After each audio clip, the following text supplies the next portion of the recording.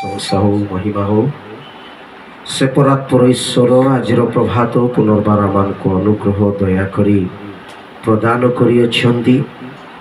आज प्रभात रे परमेश्वर आपण मते कथा कहतु। दिवसर प्रथम भाग आम ईश्वर निकटवर्ती जितेबले हो से पवित्र परमेश्वर आपना लोक मान को आशीर्वाद करने अपेक्षाकारी परमेश्वर रंदी।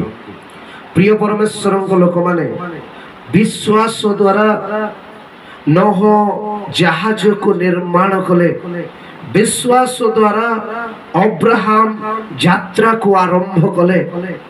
प्रियश्वर लोक माने विश्वास द्वारा दाऊद गलियात सम्मुखरे सम्मुखीन होउछंती। आज प्रभात रे जदि आपनकर विश्वास अछि आपनको सम्मुखरे गोटे पहाड़ पर समस्या देखा जाउछि, भयभीत हुअंतु नहीं। विश्वास रे आगो को बढ़ंतु। से विश्वास रो सिद्धिदाता जे कि आमनकर विश्वास रो नेता अटंती। एवरी पुस्तक तार 12 पद अनुसार आमे जदि तांको विश्वास करू से विश्वास रो नेता आमनकर सिद्धिदाता परमेश्वर आमान को निश्चित भाव में साहाय्य करिवे। आमे तांको पथ दे गमन कला बेले ए मंदतार जगत रे ताहांकर दृष्टि आम प्रति रही अछि। ईश्वरंकर वाक्य लिखा जाए ईश्वरंकर चक्षु सर्वत आमान को ऊपर अछि, से आमान को देखंती। एहा आमे विश्वास करिबा तांको लोक मान को निकट रे तांको लोक मानकर एक विषय रही अछि।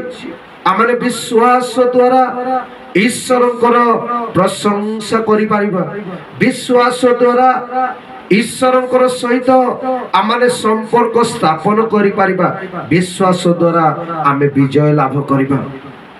जियोसियो विश्वास द्वारा प्रार्थना रे जिरिखो परी एक बड़ प्राचीर को भग्न करि पारिथिले।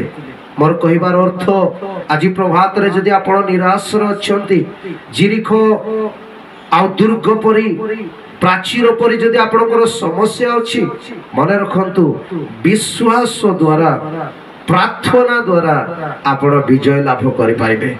आपनकर सम्मुख रे थिबा से जिरिखो प्राचीर भांगिबो केवल जेहोसियोंको परी विश्वास करि चलंतु। विश्वास द्वारा आमे आशीर्वाद पाई परिबा। आपण कोन से विश्वास करंती कि आपण कोन से ईश्वर को ऊपर आपनकर विश्वास को क्लेम कर